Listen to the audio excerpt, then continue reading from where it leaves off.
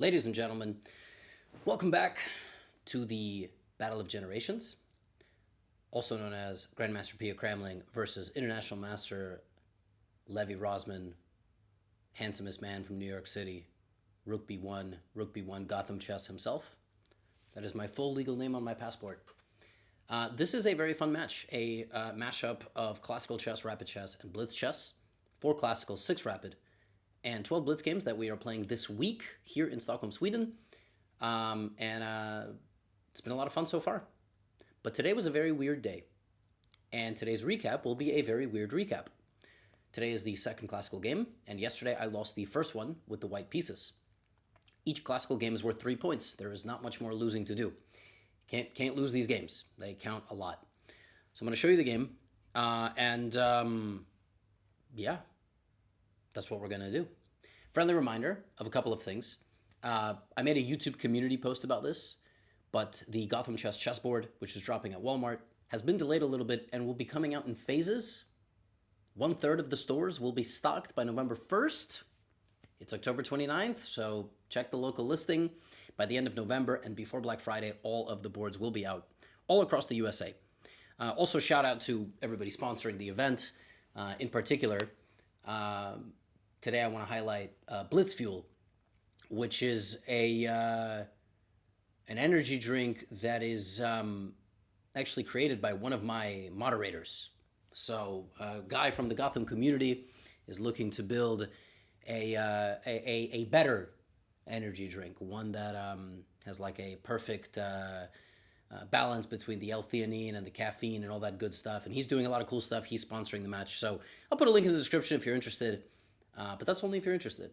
All right? You don't have to. I drink coffee sometimes for energy, sometimes tea, sometimes matcha, sometimes an energy drink, like whatever I'm in the mood for. So, but he's great. We got other sponsors too. We'll be shouting him out this week. Anyway, Pia versus Gotham game number 2. The yapping will now cease, and the instructional chess content will begin. Look, I talked about this on the live stream. I have never had to prepare for a player that was ranked number 1 in the world. Pia Cramling has been beating great players for 40 years, even more. And her whole life, since like the 80s, she has played d4 and c4. Not on move 1. She plays d4, c4, and then she brings her knights out. It is a very classical Queen's Gambit repertoire. And there's a lot of move orders that you can employ with black. I didn't know what she was going to play. She started with d4, and here black generally can play knight f6 and the immediate d5. You play knight f6 because you want to go e6 and play a Nimzo Indian. So after c4, e6, if white plays knight f3, that's a big commitment by white. And then you play d5 and the game goes on. But generally what white tries to do is go knight c3, because if black plays this move order, historically this has been considered very slightly inaccurate, because white exchanges, plays bishop here, and then plays a Queen's Gambit decline system where they never move the knight to f3. And if you're a seasoned veteran of chess, you know that the knight is slightly better on the e2 square in the exchange Queen's Gambit declined, because white tries to play f3 and later tries to play e4. This is the exchange QGD, Queen's Gambit declined, right? Here's the thing though. If you start with knight f6, e6, you have to know your Nimzo Indian lines. And the thing is, I was thinking before this game, like, will Pia play this? Nimzo Indian. Her whole life, she has played e3. She has some queen c2s as well, which are the 2 main lines. But it's kind of like a little game within a game. I'm like, I don't know what she's going to play. What if she plays something that she looked at a lot for this match, and I don't remember reviewing? It's kind of a high risk reward. So then I was thinking, well, then I'm going to have to go here. But if I'm going to do this, why don't I just play the Queen's Gambit declined right away, right, with d4 and this? So I found the solution before the game. And I may play this later on in the match as well. I was just going to go d5. So the match has started with the same first move in both games, d4, d5. We both played a queen's pawn. She went knight f3, so she already commits the knight. And I think that Pia did this because actually we have played a game in New York. We played a game where I played Queen's Gambit accepted. And against the Queen's Gambit accepted right away, On this move, black doesn't have to play knight f6. Black can play a6, for example, trying to defend the pawn with b5. This is all playable. But by playing knight f3 on the second move, Pia forces me to play knight f6, and now she gets the advantageous kind of queen's gambit. Of course, she could have played c4. I didn't know what she was going to do, but it doesn't really matter because the system that I chose, which is this one, can be played like this, and it can also be played, and it's what I was going to play, right? I was going to play e6. If she played knight f3 or knight c3, I was going to go here. Why? Because it cuts down the stuff I have to study. Because here's the thing, I didn't know before the game, what if Pia plays a sideline here? She plays e3, or she plays bishop. She really likes to play bishop g5 early in the queen's gambit decline. So I was thinking, what if she's going to play bishop g5? What if she plays the Catalan, which is a totally unique opening? So I decided we are going to go for this a6 thing, like this. And even here, Pia has had games. What she likes to do in these positions is she likes to take and she likes to put the bishop on g5, which is the very classical, principled way of playing this position. She can't play bishop g5 right away because if she does, I'm going to take her pawn, and the whole point of a6 is to play b5. By the way, on Chessly, my educational platform, I have a course on a6. Okay, so a6 is a very, very, very good queen's gambit declined weapon. So she took and played here, and I defended my center with bishop to e6. This position has been reached before, many, many times, and not only has it been reached, she has played this herself with white. So I looked at the database before. She has played this position. And here, the critical approach, the test of the black position, is to actually take this knight. And basically, you just say, you know what? Your pawns are weak, and I'm going to go queen b3. Pia has played this position with white 3 times. And yes, I'm sort of exposing that I know how to read a chess database, but I saw her play this. And here black plays rook a7. It's a bit of a strange move. Taking on d5 is too risky because there's all sorts of queen d8s back and the knight is sort of stuck. So, I looked at bishop f6. I obviously have something ready should we enter this position again. And she plays bishop takes f6. I cannot reveal, just in case Anna is going to show Pia this video, or maybe Pia is a subscriber. Instead, she went e3. And so I had a feeling she wouldn't play queen b3. Maybe she didn't look at it for a while, or maybe she knows that queen b3 is in the database and she hasn't really played e3, for example. And now something interesting happens. Black basically here has 2 approaches. Black can play knight d7, defending the knight in the center, also enabling the rook to come here. White develops the bishop. White hasn't done anything particularly special yet. And now black has 2 approaches. One of the approaches is to put the bishop on d6. White castles. Black, makes an improving move like here or castles or whatever. White plays, typical queen's gambit move like queen c2 with some pressure. Black plays h6, bishop h4, something like this. Black plays queen c7, and you play just a rock solid position where white tries to play, for a pawn minority attack with b4 and maybe pushing in the center with e4, maybe the, etc. Or black can do what I did in the game, which is provoke a fight. Provoke a fight with a very interesting twist. And the twist is as follows. I play h6. That's not the twist. The bishop can retreat to either square. It actually doesn't matter. And now, rather than developing c6, etc., I play g5. I'm provoking her. Point is, white now has to retreat. Black has weakened the position in a traditional sense by overextending pawns near the king. But to get something back for that, I'm going to go get her bishop. I'm going to take the dark squared bishop, and then I'm going to play bishop g7, c6, and it's just a very imbalanced game. She's going to have to punish the fact that I overextended. She might try to attack my king. I'm going to try to open the position and play with the 2 bishops. So for example, here, white can play queen c2. I can take, she can take. I'll play bishop g7 or c6, and she can even castle short. She can also castle long if she's in the mood for a huge fight. She can castle short. I'll play c6, and white is better. I mean, but and according to the computer, white has an advantage here because black has overextended pawns. Black played in a very, very provocative way, and the impact of my bishops is not felt. It's not easy for me to play a move like c5 and open the position, because actually, this is not easy at all, right?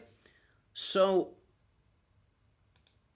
when I went knight h5, I was thinking she's going to probably allow me to capture and she's going to castle short. She might castle. I mean, I don't think Pia's going to castle long. It's not really her style to get into such a mess. She likes to keep things kind of principled and balanced. But she went bishop e5. So as you can see, she spent 9 minutes on this move. This is one of the best moves. And the point is that you move the bishop out of the way of getting captured. And you may think, well, why don't you just capture here? It's not that good of a move because the knight comes, the knight is now hanging, and when I bring the knight back, white develops a very powerful initiative very quickly, and it's difficult for me to consolidate. This is pretty well known. However, black can go here. Black can also go to g7 if black wants. But now this is a very different story. Because now if you leave your bishop here, like let's say you play queen c2, now I'm not going to take it, I'm going to attack your knight, and then I'm going to take it. Okay, you say, well, then I'm going to play h3. Yeah, then I will take your bishop. And my knight is now not here, so I play knight d7. And this is great for black, because black just got a dark squared bishop and lost nothing in the process. The white's pieces are not particularly good, in my opinion. Black has definitely equalized. And so the meta strategy, the best strategy, is probably to allow the bishop to be captured on the g3 square, and then Pia went here. So she's repeating moves. The best thing that black has is repetition. And this is what I was talking about. This is the game within a game. I threatened a draw. Why did I threaten a draw? I lost yesterday. So you restabilize with a draw, obviously. I'm playing black against the player who has hundreds and hundreds of games of experience in Queen's Gambit Decline. So you throw away one of the games, which in my opinion, the classical is the weakest portion of the match for me. Okay, of course I'm going to be happy with the draw, right? 2 games left in classical if we draw this one. So for me, it made sense, especially because yesterday I was having like all sorts of, I was awake at 3 in the morning because there was like music blaring. I don't know from where. I don't know if we're bordering a nightclub. I don't know if someone's having an illegal, Swedish moonshine rave in Midsommar dresses on a Monday night, but I hear the Nordics are crazy, so I hear they party a lot. I don't know, but I was having really intense anxiety. I'm sure some of you have had bad anxiety in the middle of the night, and I was thinking, what if I just have a horrible match? What if I don't win a single game? I mean, so, I'm sitting like, okay, look, I'm going to just be happy with the draw. And she went here. And I was like, oh, she's messing with me. I'm going to go knight f6, and now she's going to play. I mean, of course she's going to play on. Maybe she'll play h3. I don't know. No, she repeated. She repeated. And game is a draw. Actually, I didn't even realize that this was a draw. She played the move, and I claimed the draw with the move knight to h5. She didn't, she played this move, and officially the game ends in a draw, but she never claimed the draw, which I think, chess rules are a bit weird. So I said I was going to go here, and she said, and it was kind of funny because Pia we talked a little bit. She's like, oh, I feel so bad. And I also felt like a bit bad, but on the flip side, bad because we have sponsors, and we have, we have the fans who might be taking some time off work or waking up early. But it happens. I mean, sometimes that, you guys have been following top-level chess for a long time. That's just how it goes sometimes. You know what I'm saying? Like I said, I sort of analyzed everything there is to be analyzed there. I chose this against the Queen's Gambit because I thought it forced white into playing a certain way. Otherwise, I didn't really know what Pia was going to play. She obviously was not particularly thrilled to see a6. Maybe she didn't expect it. And also, I mean, it's a pretty good system. I mean, it's a very decent system. The drawback of the system by black is that there is this draw. So if I was playing a 2200, I would not want to draw. But I'm playing Pia. It's a long match. I lost yesterday. I didn't particularly sleep great today. So I was like, I'm happy with a draw. I get on the board. Tomorrow I get another game with white. I lost yesterday, but I had a very nice position. So I'm happy with the draw. It's on white to give me the dark squared bishop and try to get an advantage. She didn't want to, and that's okay. So that's all. And I guess the only thing I will add, because it's a short video, yesterday, and I talked about this at the end of the live stream as well. You can feel free to check out those comments. I want to make a change on this channel. I want to make a change on this channel. This came from the fact that, you know, I lost my game yesterday, right? And I obviously went home. I have to make a recap of the game. And I was seeing snippets here and there of live chat of the game or some comments of the game. And just more than usual, they bothered me. They bothered me not like a hurt feelings way, but just like, I feel like an idiot. I feel like an idiot when I play these games and I lose, and I have to come to all of you and be like, here's another game that I lost, especially the last tournament that I played, and now this one. And so I responded to somebody who wrote a nice comment, and I responded to them, and I said, you know, thank you, and it's a shame all these comments are negative, and, you know, a nice person took that comment and they put it on Reddit Chess, which is very dangerous. And they said, hey, can we show some support for Levy? Look, he's feeling sad. And, you know, the comments are a mix of like, Levy's rich. He cultivated this himself. I'm not going to feel bad for him. And so it got me thinking, right? I was walking around Stockholm today with my wife. And, you know, on this channel, we've had a tradition for a long time, which is called the pin of shame. The pin of shame is when somebody writes something really mean, and I pin it because I find it funny that there is somebody out there who feels this negatively about me or my content. And the pin of shame on this channel was born in 2020. The pin of shame